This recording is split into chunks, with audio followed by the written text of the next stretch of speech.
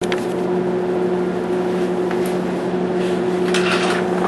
hopefully I'll be able to see this alright. I can wait to get back to the boat to do this project and get back, and it's been so windy that I haven't been able to hear anything, so I'm going to go ahead and do a little demonstration here and try and keep it on the small scale, hopefully explain to you. And what I'm going to talk about is just basic wire laying and line laying. It's something when I first come out to the river that was something that I didn't feel like I was prepared for at all, which is kind of hard to be when it's something completely new and I didn't know what I was doing. And I think it's something that could be improved a little bit, you know, a better explanation. You get the general explanation, at least I did in my orientation, but hopefully this will give you guys a little better idea what's going on.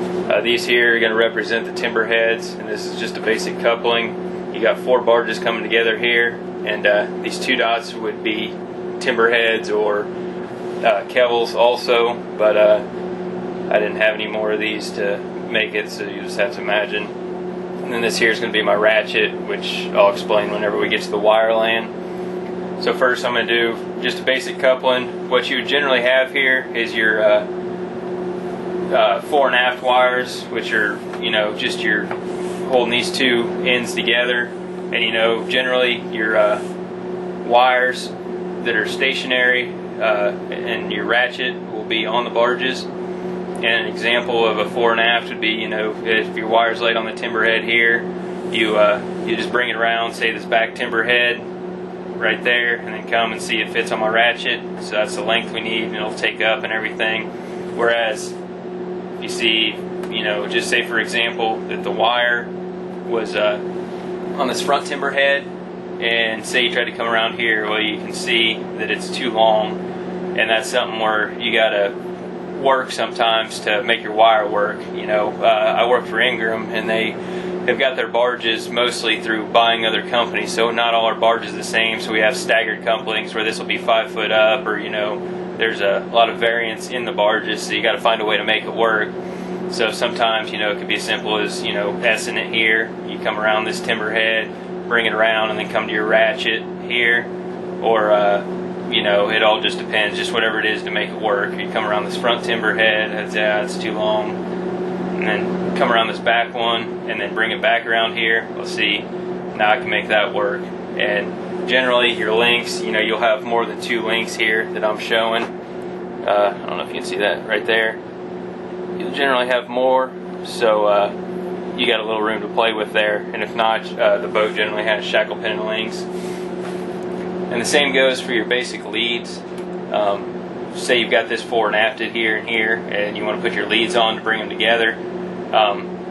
You'll come around here and do the same thing. You get your leads, come around, okay, that one's going to work just like that. And you know, sometimes, like I said, you'll have to S them, or if you have a kevel, you'll come around, or you'll come around this front timber head, just whatever to make it work to get your wire. And that's your basic wire laying. Like I said, it gets in a lot more detail and stuff, and there's a lot that, you know, you pick up on the job, but it's something I feel like would have been helpful to me if I had known, you know, more whenever I first came out here. Take that off here. And now here, this is going to represent, it's just a line, it's just got an eye in it. This is going to represent both your leaving lines and your lock lines, lashings, any of your soft lines that you work with. They all work basically the same. And the only difference is this is set up like a leaving line. I just have an eye on one end, whereas a lock line would have the eye on both sides generally. But for this, we'll make it work here.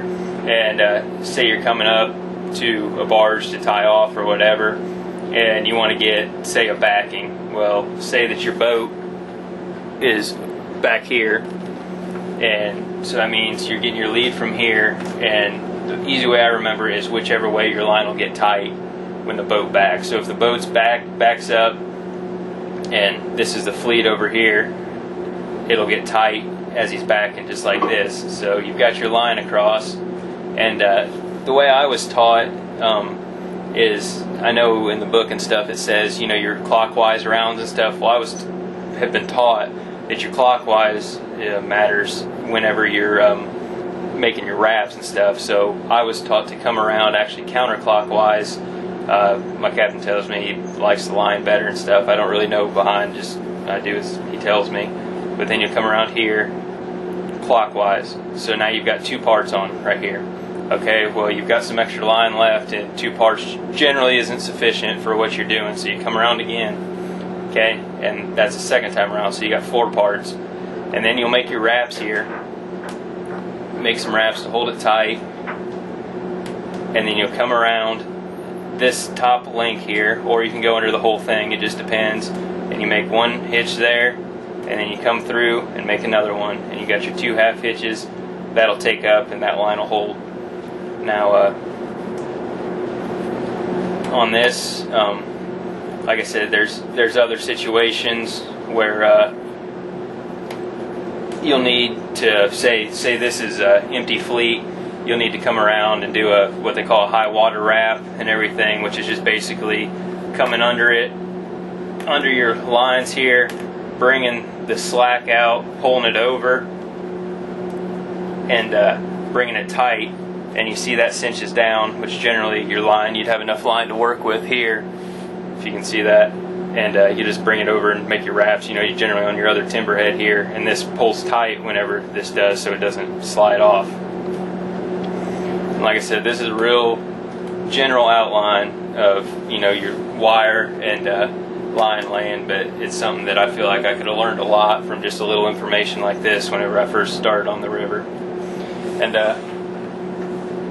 just one more thing then, on your wires, if you've got a boat wire, it won't have the links on it. You'll have to get links, and you'll have a shackle pin and stuff, and those are 35s. Generally those are pretty long, and you'll have your center cable here on these center barges, and you can run a strap which just sets in here and has links on it. You run your boat ratchet to it, and then you generally work your wire off that, because each barge has, you know, a ratchet and wire, or is supposed to, for each one. So you, on your loads, you'll double up your outsides. You put 2 4.5s, just like I showed earlier, but on your outsides. Then your insides, say this wire is your 4.5, and then this is your lead off of this barge. Well, then you'll have, you know, say this wire for your 4.5, and then this will be your lead off of this, and it ties the whole thing together. And then brake couplings and such, you'll have a breast wire, and you'll just run your leads up close here for each one.